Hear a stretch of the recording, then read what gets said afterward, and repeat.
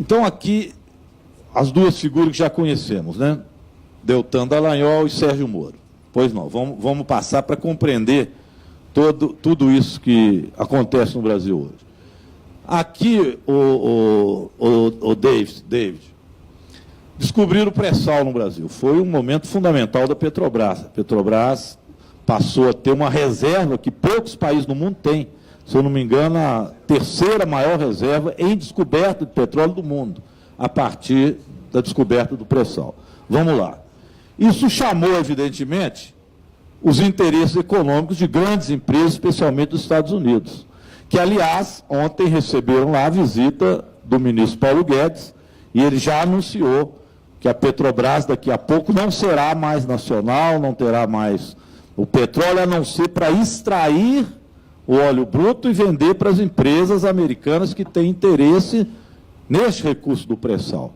E, portanto, esse interesse norte-americano passou a valer. E ontem ele disse isso, não vamos mais refinar. O que a Petrobras vai fazer agora é como o Brasil faz com o minério. É apenas remeter matéria bruta, o óleo bruto, e não mais competir com as grandes empresas, em especial norte-americanas de petróleo, e sim ceder a elas esse recurso. Então, isso chamou os interesses econômicos dos Estados Unidos. Ao chamar esse interesse, a Lava Jato já fez contato com o Departamento de Justiça dos Estados Unidos. Esses contatos foram feitos em 2016. Eles dizem que isso foi feito até por acaso num corredor, onde então o FBI e posteriormente o Departamento de Justiça dos Estados Unidos passaram a conceder a Dallagnol e Moro também prestação de serviço daquilo que eles consideram petróleo, pré-sal. Tudo isso negociado com Dallagnol e Moro. Mas vamos lá.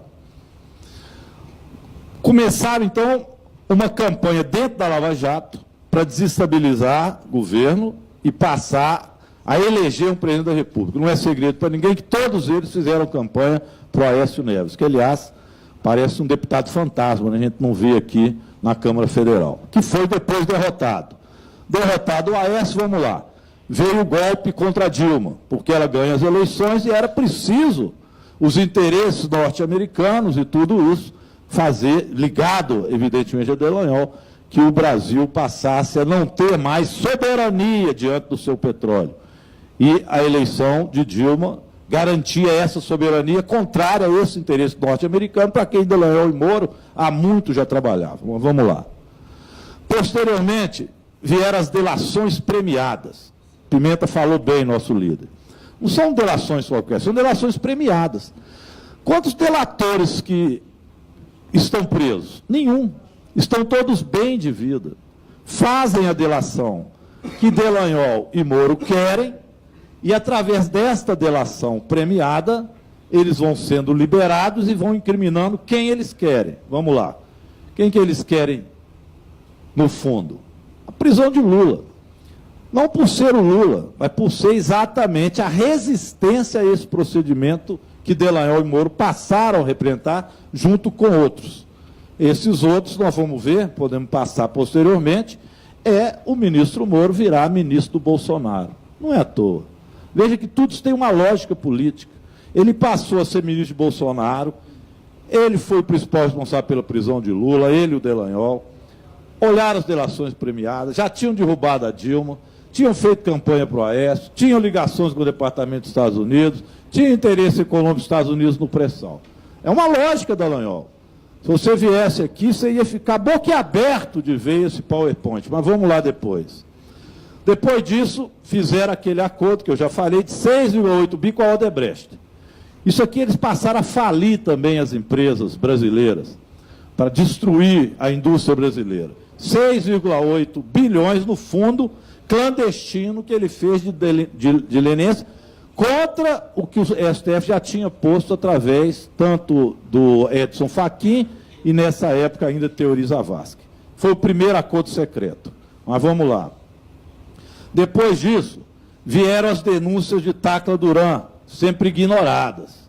Vocês lembram disso? Tacla Duran disse logo, olha, essas delações premiadas que estão fazendo lá, elas são feitas com a compra do depoimento, que depois nós ficamos sabendo que no caso da Odebrecht custou 6 milhões 5 a 6 milhões para quem quisesse denunciar o que eles queriam escutar para poder prender o Lula, e o Tacla Duran já fez essa denúncia e agora está sendo investigado por Dallagnol, que entrou com ele contra ações, mas jamais investigou as denúncias que Tacla Duran tinha contra a compra de delações em desfavor do Lula. Vamos lá, terminando.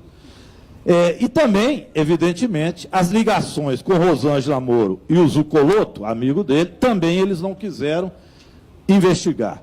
Então, a relação da denúncia do Zuccolotto com a Rosângela Moro, a cônjuge dele, né? Com a cônjuge dele, também não foram aqui investigadas e foram abafadas. Então, passaram a abafar denúncia contra ele, porque eles são deuses, não podem ser investigados, são deuses. Se julgam tão deuses que podem assinar em nome do Brasil algum tipo de acordo e não vir aqui, ó. Estamos esperando o Deltan Dallagnol vir aqui explicar se tem alguma falha nesse PowerPoint. E, por fim, chegamos mais 2 questões. Aí fizeram, então, a dobradinha com a Gabriele Hart, essa que, em 24 horas, homologou o acordo do 2,5 bi. E também fez um cópia-cópia, né, cópia-cola da denúncia do Lula, onde nem modificou casa por apartamento, apartamento por casa. Tão mal feito foi, para agilizar também os procedimentos de consolidar esta ação política e ideológica de Dallagnol e Moro. E, por fim, vem aí os 2,5 bi da Petrobras.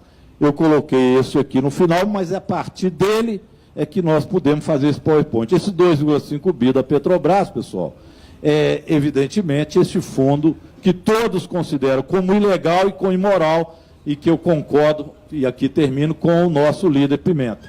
Com base no PowerPoint disso aqui, se fosse uma CPI, aquele moço Deltan Dallagnol sairia daqui preso. E ele teria que vir para depor aqui em coercitiva, porque se nega a dar esclarecimento para o Congresso Nacional. Nós não podemos convocá-lo, a não ser em uma CPI.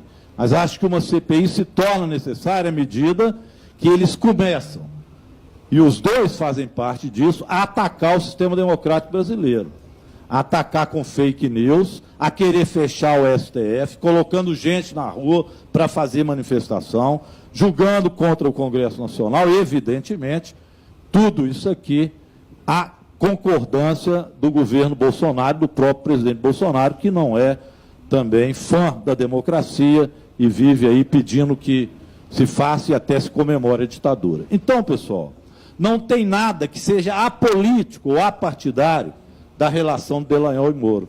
É essa compreensão que o Brasil precisa de ter, porque não é ali um combate à corrupção que todos nós somos favoráveis que seja feito. Mas ali não se faz o combate à corrupção, ali se faz política, ideologia, e o Brasil vai de mal a pior. São 100 dias de praticamente nada, com as instituições democráticas ameaçadas, os programas sociais acabando, 14 milhões de desempregados, e além do desemprego, um Brasil que se desmancha nos seus programas sociais. É esse o resultado dessa artimanha colocada, que fica aqui expressa no PowerPoint.